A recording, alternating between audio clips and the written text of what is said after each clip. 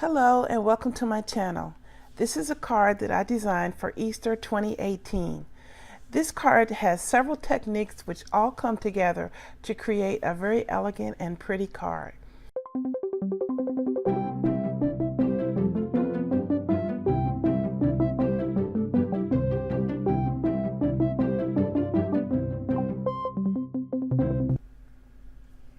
I'm going to be needing the Glitter Kiss from Creative Expressions. This is the Frosty Kiss.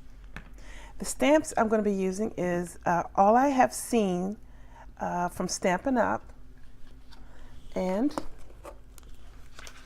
Crazy About You and Field Flowers.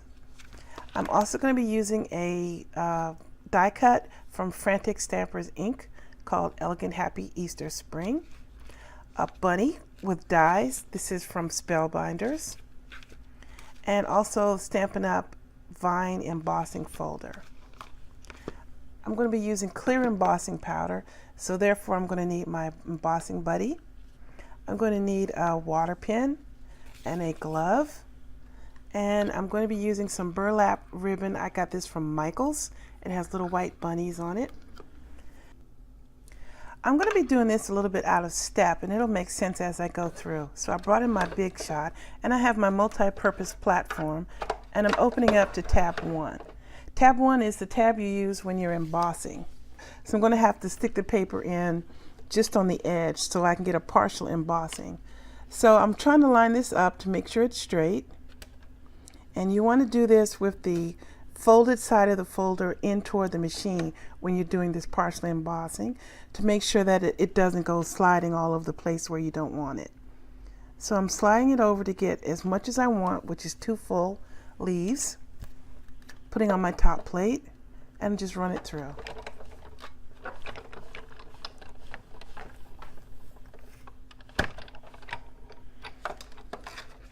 Okay. Now I have embossing just on one side, which is what I wanted. Let me move this real quick. Now that I have my embossing done, and I should mention that I needed to be sure that I put the paper in so that I get the long way of the paper and not this way.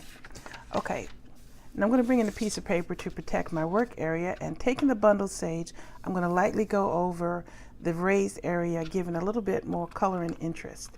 You can do this with most of your embossing folders. Just make sure you have a very light hand so that you don't press down the raised area. And it's very easy to do. And this is also why I did this a little bit out of step, because I wanted to be sure that I allowed enough time for this to dry, because this is a lot of ink going on the paper. Of course, I could have also gone over it with my heat tool, but I didn't want to have the paper start warping. So I'm going to let this air dry. And don't worry about this because this is going to be covered. And there you go. Moving to the next step. Okay, I've taken my watercolor paper and I've cut it in 4 inches and 5 inches. And I want to do this because I want to be sure that I have enough time to work, because I'm going to be doing the clear embossing over black technique. And if I did both at once, then I think that one would get a little bit too dry before I was ready to put the embossing powder on it. And I should mention that I'm using the Bristol Smooth Surface watercolor paper for this. This is the best paper to use for the Zig Markers. Okay, so now that being said, I'm going to do the bunny first. And I have my embossing powder ready to go. And the reason I'm using the clear over black is because when you use the black embossing powder, if you get stray bits anywhere on your work, it'll show up when you go to emboss it, and that could be a little bit problematic, and I don't want to bother with that, and this works just fine. So that's why I prefer to use the clear. So I'm just dropping the embossing powder right on it while it's still wet and knocking off the extra. Give it an extra click and set that aside. And now I'm going to do the other one. Okay, I should have run my embossing tool over the top of this to make sure that I didn't get any stray embossing powder, but I forgot to do that, which sometimes happens. So When you do it yourself, use your embossing buddy so that you don't have to chase embossing powder. Okay, move this out, and now I'm going to just bring in my heat tool and heat these two up. Close that up so I won't have any accidents. Be sure that you let your heat tool heat up for a few moments before you get started.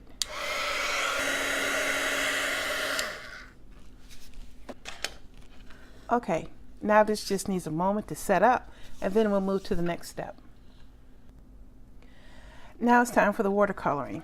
So I'm going to watercolor these leaves and showing you how to do it, and then I'll fast forward it because it's the same techniques. So I'm starting out by putting the darkest color of green near the base of the leaf because I want to add some shadow at the base. And then I'm going to bring in the lighter color and blend it out, but notice that I'm not putting it all over the leaf. This Zig Clean Color Markers works so well on the bristle paper that it just will blend itself right out once you add the water. So I got my water going and a paper towel. I just filled it, so I have to prime it with some water first, but not too much. So I'm just starting with the dark area, and that's too much water, and just blending it right out the leaf.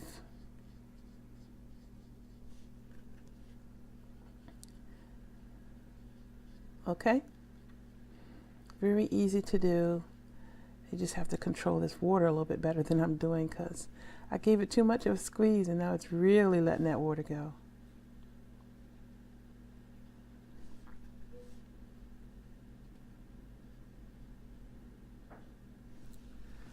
Okay, now I'm going to do the rest of the flowers and the bunny.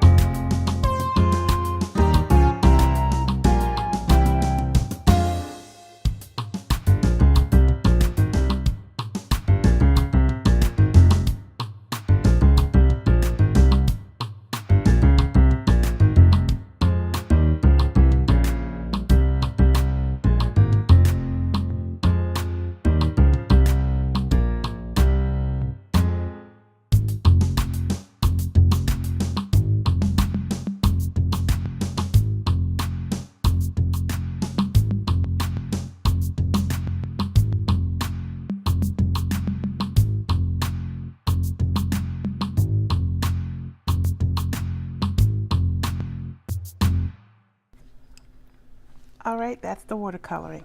It was really quick, and I wanted this to be a little bit more purple, but I like how it turned out anyway. When I embossed the clear over black, some places there's a little bit of embossing powder that got hither and thither, so when I went to color it, it shows up as little white areas, but that's okay. I don't mind that because that just adds more interest to that flower. So let me move this away and we'll get to the next steps. Now I'm going to use the Glitter Kiss and sparkle up the flowers on both of these. I've also went ahead and I did the Easter stamping and the clear over black embossing. I didn't show you that because it's the same thing I've already done. So I put my glove on because I just want to get a little bit and I don't want to get my finger all yuckied up. But you just need a little teeny bit and just go right over the flower. And this unfortunately doesn't show up very well on camera, but it's really sparkly. Maybe you can get a little, yeah, you can see a little bit.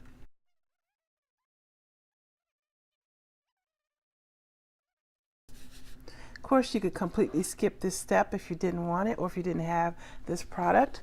And you could also do the same thing with Spectrum Noir Sparkle Pen. Okay, let me close this up and move on to the next thing. Now I'd like to quickly show you how to use the Stampin' stamp positioning tool. I need that for the inside of the card.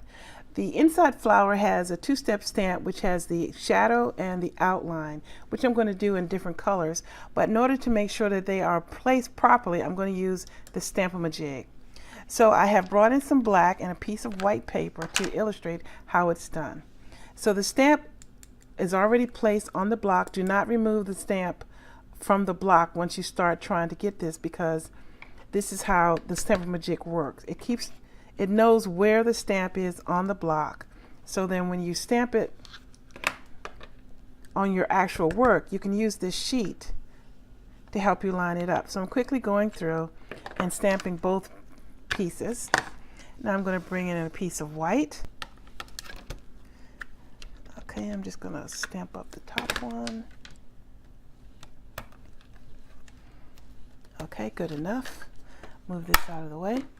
All right, so I want to line this stamp up so that the flower is right in the middle of where the stems are, and that's what the beauty of the stamp positioning tool is. You can see that I can put it exactly where I want it to be.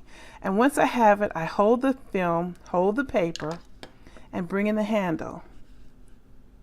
And I'm making it flush to the corner. And once I have it, I hold the paper and pull this out, and then I will just stamp the stamp straight down and straight up. Okay, now that's that one, and I'll turn this around, and now I'll line up the detail part. See, this needs a little bit of turning, and hold the paper and the film. And now I'm just holding the paper and straight down and straight up. And there you are. Easy to position. All right, let me clear this away real quick. Now the rest is going to be simply assembling the card. So I'm going to let the music play, and I hope you enjoy it.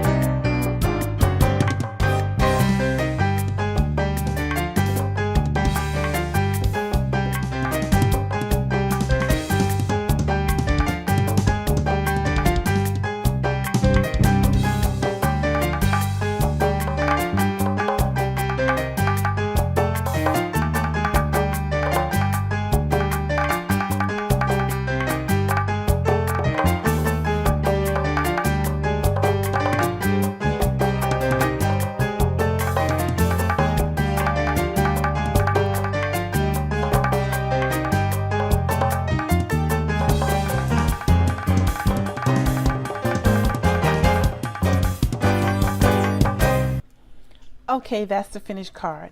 I went over a lot of different techniques today, but I've tried to keep the video as short as I could, and I hope that you have learned something from this video and that you will try it yourself. As I said, it lists a lot of little elements, but it came together to create something really pretty. If you didn't have this die set, you could of course use whatever you had, and any happy would do also. I hope that you will try the inking over your embossing folders, because you can really add some really interesting looks without even putting a lot of effort to it. Any inks will do. It doesn't have to be distressed inks. The watercoloring was very simple, and you can see that I got a lot of depth just from the very simple coloring that I did. I'm not an expert at it, but I think it came out very well, and I'm happy with the shading. This bunny is a little bit lighter than this one, but I guess this is more like a chocolate one. You could also do this bunny in like white if you wanted, or pink, or whatever. It's up to you completely and totally. I'd like to thank you for watching my video. Please subscribe to my channel. I'd like to thank my brother, David, for the music that he's providing for my channel, and I hope you're enjoying it. Stay tuned. Later this month, I'm going to go back to Maryland, and I'm going to be introducing you to the man behind the music on my channel. So stay tuned for that. Take care, everyone, and have a great day.